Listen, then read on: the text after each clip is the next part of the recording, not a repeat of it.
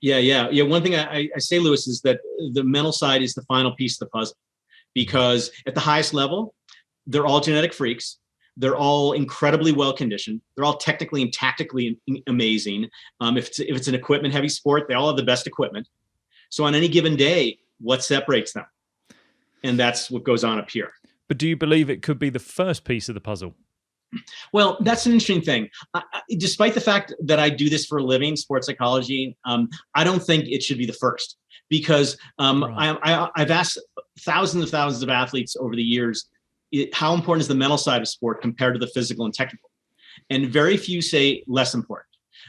Quite a few say as important. And a substantial number also say it's more important.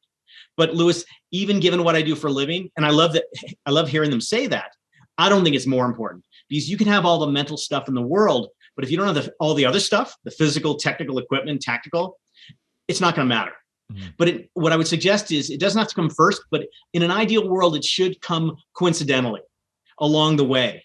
So once the basic skills are established in a sport, and once young athletes made a commitment to the sport, then they need to start training their mind. And that's where everybody says the mind is so important. And yet if I ask, how much time do you spend on mental training? The answer is basically nil. Yeah. And realistically, Lewis, everybody does mental stuff. All athletes try to motivate themselves. They try to be positive. They try to relax. They try to focus.